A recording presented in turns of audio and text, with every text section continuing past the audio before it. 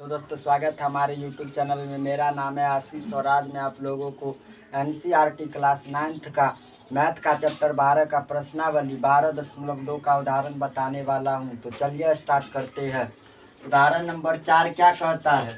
कमला के पास 240 metre, 200 metre और 360 metre भुजाओं वाली त्रिभुजाकार खेत है। कैसा खेत है? त्रिभुजाकार खेत है। देखिए क्या कहता है प्रश्न कि कमला के पास एक त्रिभुजाकार खेत है। भुजा कितना कहता है इसका?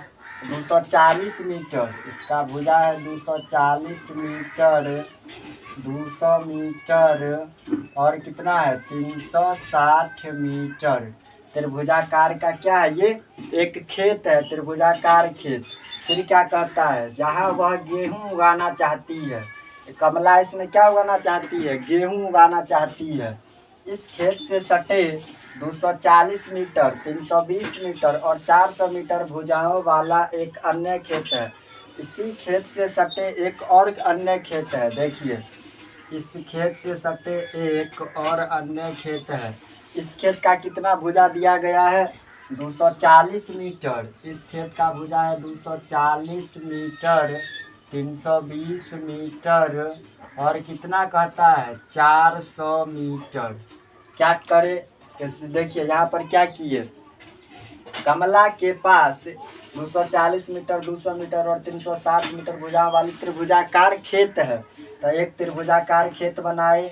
इसका भुजा है 240 मीटर, 200 मीटर और 360 मीटर। फिर क्या कहता है कि इस खेत से सटे एक और खेत है। तो यही खेत से सटा एक और खेत है। भुजा कितना कहता है? 240 मीटर, 320 मीटर और 400 मीटर। तो 240 मीटर, 320 मीटर और 400 मीटर वाली एक और खेत है। फिर आगे क्या कहता है प्रश्न? जहाँ वह आलू और प्याज उगाना चाहती है। ये जो खेत है अन्य खेत, वहाँ क्या उगाना चाहती है? आलू और प्याज। तो देखिए इसका आधा करेंगे तो इधर उगाएगा आलू और इधर उगाएगा प्याज। जिसमें वह आलू और क्या उगाना चाहती है? प्याज उगाना चाहती है। इस त्रिभुज का नाम दे देते हैं ABC और इसका नाम दे देते हैं DEF और इसका नाम G। तो क्या करेंगे? सो देखिए फिगर कैसे बना, समझे ना। यहाँ पर क्या कह रहा था कि एगो त्रिभुजाकार खेत है तो जिसका भुजा दे दिया है और इसी खेत से सटा एक और अन्य खेत है जिसके बीच में क्या करना चाहती है? वह आधा आधा, आधा में आलू उगाना चाहती है और आधा में प्याज उगाना चाहती है। तो इसका भी भुजा पता है। तो क्या करते हैं, एक बार इस त्रिभुज में चलते हैं, ABC में। एक बार इस त्रिभुज में चलते हैं। देखिए क्या लिखेंगे, त्रिभुज ABC में। किस त्रिभुज में चल रहे हैं? इस त्रिभुज में, ABC में। त्रिभुज का तीनों भुजा पता है। तो क्या बताए थे कि जब त्रिभुज का तीनों भुजा पता रहेगा तो क्या निकालेंगे? S निकालेंगे। क्या निकालेंगे? S निकालने का फॉर्मूला होता है A + B + C बट्टा में 2। S निकालने का फॉर्मूला क्या होता है? A + B + C बट्टा 2 होता है। तो देखिए A का मान कितना हो जाएगा? 240 प्लस B का मान कितना हो जाएगा? 200 प्लस C का मान हो जाएगा 360। C का मान 360 बट्टा में 2। अब क्या करेंगे कि इस सब को जोड़ करके 2 से भाग देंगे। तो कितना हो जाएगा? सबको जोड़ेंगे तो 0, 6 0, 6 4 10 का 0 हासिल 1, 2 3 5, 5 और 2 7 और 1 800 बट्टा में कितना होगा? 2 से कटेगा, 2 चौके 8, 0, 400 आ गया। S का मान कितना निकल गया? 400 निकल गया। अब क्या करेंगे कि इस त्रिभुज का क्षेत्रफल निकाल रहे हैं ना। तो क्षेत्रफल किस सूत्र से निकालेंगे? हिडोन के सूत्र से।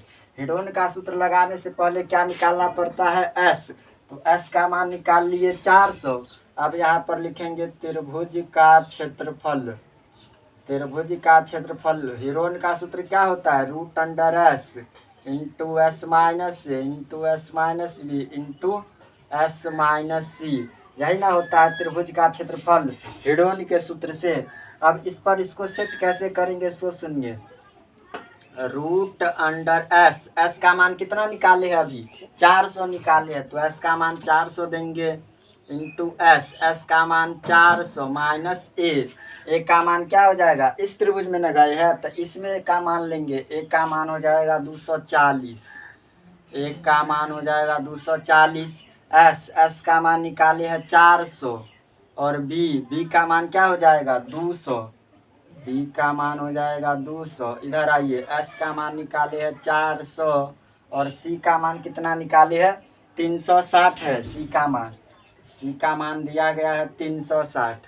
अब देखिए रूट अंडर इधर 400 जैसे है वैसी ही है, 400 में से 240 घटेगा तो 0, 10 में से 4 घटेगा तो 6, ये 0, 10 में से 4 घटेगा 6, ये बच जाएगा, 3 में से 2 घटेगा तो 160, 400 में से 200 घटेगा तो 200 बचेगा, 400 में से 360 घटेगा तो 0, 10 में 100 घटेगा तो 4 और ये 3 3 0 हो जाएगा, तो इतना आ गया घटाए। तो अब क्या करेंगे कि इस सब का अभाज्य गुणनखंड विधि से तोड़ेंगे और उसमें जोड़ा लगाएंगे। तो देखिए इस सब को तोड़ते हैं, रूट अंडर 400 है तो 400 को जब तोड़ेंगे 2 से, 2 दूना 0, फिर 2 से 100 बर्तन, फिर 2 से 50, फिर 2 से 25, फिर 5 से 5 25, तक कितना आ गया 2 गुने 2, 2 का गो है 1 2 3 4 गो 2 है तो 1 2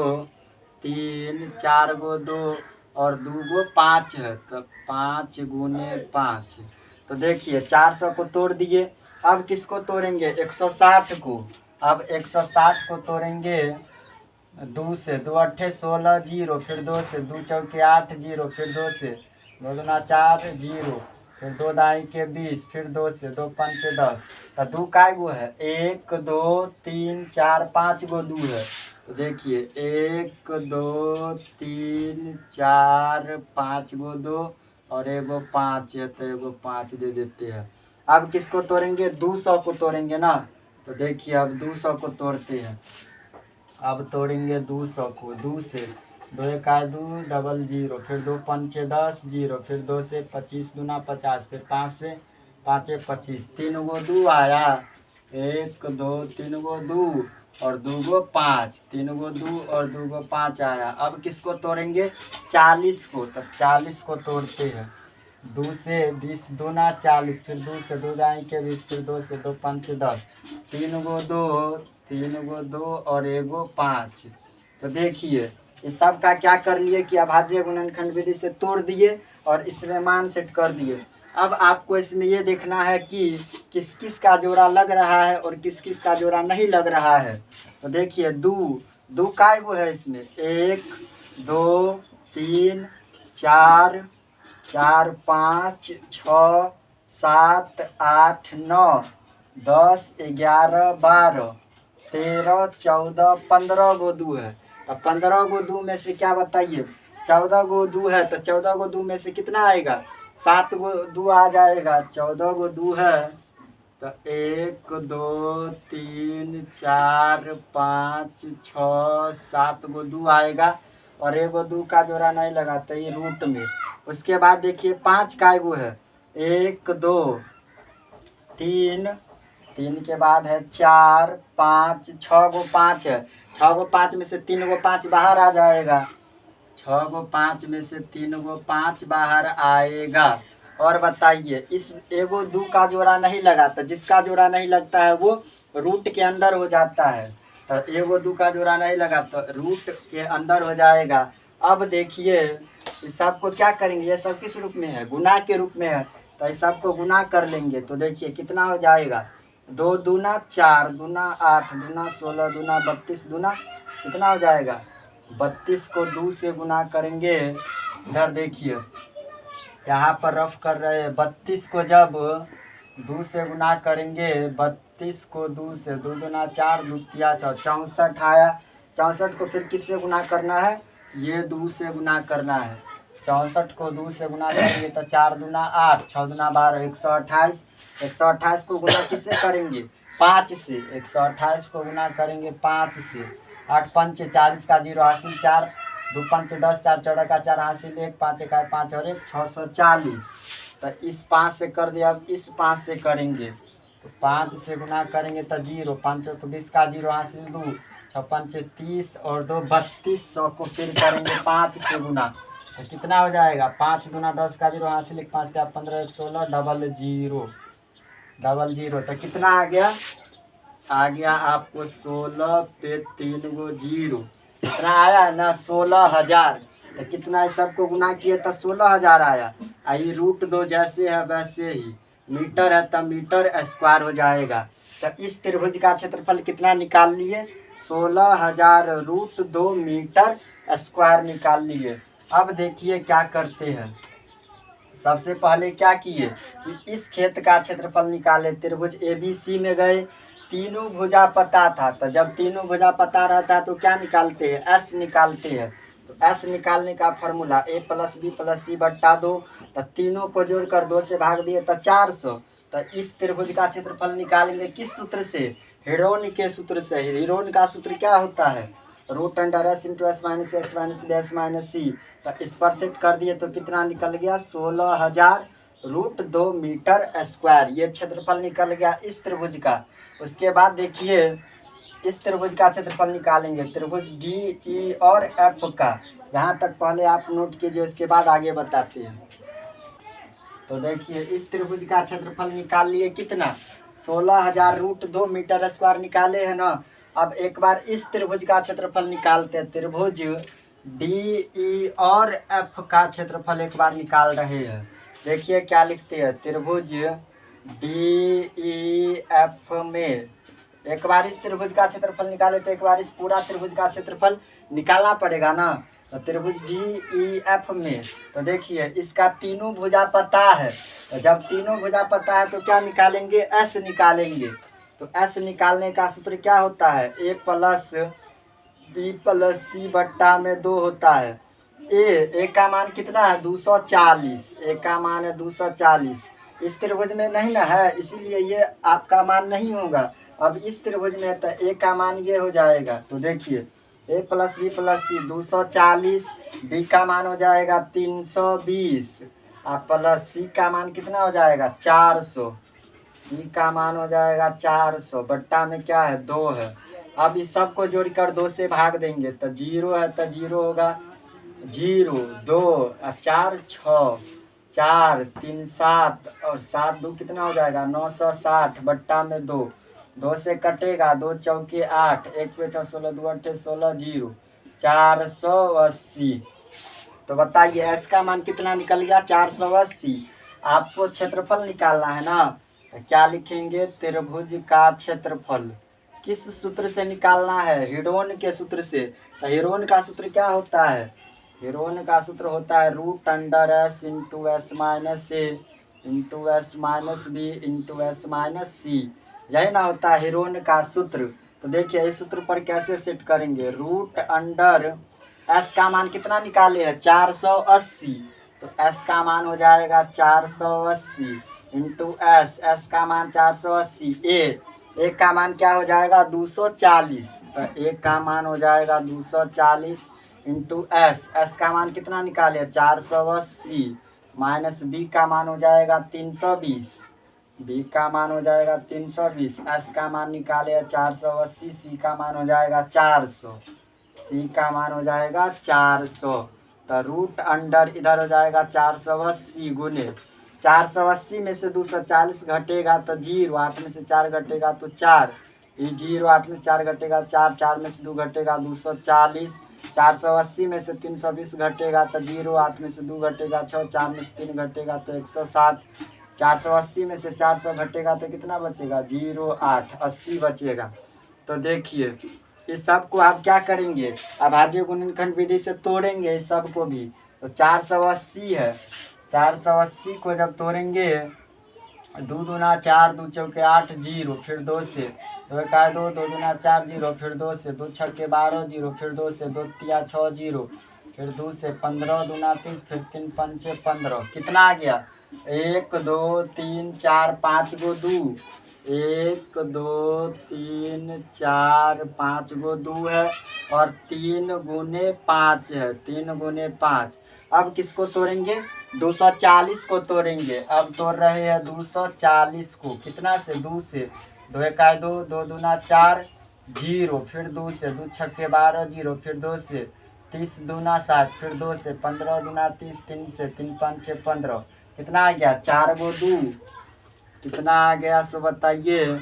4 गो 2, 1 2 3 4 गो 2 आया और 3 गुने 5 आया, 3 गुने 5। अब किसको तोड़ेंगे? 160 को अब तोड़ेंगे। तो देखिए 160 को अब तोड़ रहे हैं। 160 को 2 से, 2 8 16, 0, फिर 2 से, 2 चौके 8, 0, फिर 2 से, 20 दूना 40, फिर 2 से, 2 दाएँ के 20, फिर 2 से, 2 पंचे 10। तो 1 2 3 4 5 गो 2 आया। 1 2 3 4 5 गो 2, एगो 5। अब किसको तोड़ेंगे? 80 है ना, तो 80 को भी तोड़ेंगे। देखिए 80 को तोड़ रहे हैं 2 से। तो 2 चौके 8, 0, फिर 2 से, 20 दूना 40, फिर 2 दाएँ के 20, फिर 2 पंचे 10। तो 4 गो 2 आया। 1 2 3 4 गो 2 आए गो 5। तोड़ दिए सबको अभाज्य गुणनखंड विधि से। उसके बाद क्या करेंगे सो बताइए? इसमें से जोड़ा लेंगे। तो देखिए 2 है, इसमें 2 काय गो है, इसको पहले गिनते हैं 2 काय गो है। 1 2 3 4 5, 5 के बाद 6 7 8 9, 9 के बाद 10 11 12 13 14 15 16 17 18 गो 2 है। तो 18 गो 2 में से 9 गो 2 बाहर निकलेगा, क्योंकि 9 दूना 18, तो 18 में से 2 2 का जोड़ा लगता है ना, तो 9 गो 2 बाहर आएगा। देखिए क्या लिख रही है? 1 2 3 4 5 6 7 8 9, 9 गो 2 बाहर आ गया। 3 काय गो है? 1 1 के बाद 2, 2 गो 3 में से एगो 3 बाहर आएगा, तो एगो 3 बाहर आ गया। 5 काय गो है? 5 1 2 3 4 गो है 5, तो 4 गो 5 में से 2 गो 5 बाहर आएगा। 5 गुने 5। अब क्या करेंगे कि इस सब को गुना कर लेंगे कि सबका जोड़ा लग गया, किसी का भी जोड़ा नहीं लगा। तो जब किसी का भी जोड़ा नहीं लगा तो रूट देने की कोई ज़रूरत नहीं होती है। रूट किस में देते हैं? जिसका जोड़ा नहीं लगता है उसमें रूट देते हैं, लेकिन इसमें सबका जोड़ा लग गया इसलिए रूट नहीं देंगे। तो देखिए ये सब किस रूप में आ गया? गुना के रूप में। तो इस सब को गुना कर लेते हैं। 2 दूना 4, दूना 8, दूना 16, दूना 32, दूना 64, 64 को करेंगे 2 से। देखिए सबको गुना कर रहे हैं, सबको क्या कर लेंगे? गुना कर लेंगे। 32 दूना 64 आया था यहाँ पर, 64 को करेंगे 2 से। 64 को करेंगे 2 से। 4 दूना 8, 6 दूना 12, 128, 128 को करेंगे फिर 2 से। तो कितना हो जाएगा? 2 8 16 का 84, 1 2 दूना 4 और 1 5, 2 1 का 256, 256 को फिर करेंगे 2 से। 6 दूना 12 का 2 हासिल 1 2 5 10 1 11 का 1 हासिल 1 2 दूना 4 और 1 512 को फिर करेंगे 3 से। तो 3 से जब करेंगे तो 2 तिया 6, 3 1 का 3 5 तिया 1536, 1536 को करेंगे अब 5 से। 1536 को 5 से। 6 5 30 का 0 हासिल 3, 5 या 15 3 18 का 8 हासिल 1, 5 25 1 26 का 6 हासिल 2, 5 1 5 2 7। अब इसको करेंगे 5 से। तो 5 से जब करेंगे तो 0, 8 5 40 का 0 हासिल 4, 6 5 30 4 34 का 4 हासिल 3, 7 5 35 और 3 38,400 मीटर स्क्वायर। ये किसका क्षेत्रफल निकल गया? त्रिभुज DEF का क्षेत्रफल निकल गया कितना? 38,400 मीटर स्क्वायर। प्रश्न में क्या कह रहा है? प्रत्येक फसल का क्षेत्रफल ज्ञात करें। ये जो है आलू और प्याज, ये क्या है? फसल है ना। एक ही खेत में आधा आधा फसल उगा रहा है, आधा में आलू और आधा में प्याज उगा रहा है। तो आलू वाले भाग का क्षेत्रफल निकाल रही है। तो देखिए 2 भागों में बटा है ना, यहाँ पर क्या लिखेंगे? आलू वाले भाग का क्षेत्रफल, आलू वाले भाग का क्षेत्रफल बराबर, आलू वाला भाग का क्षेत्रफल कितना हो जाएगा?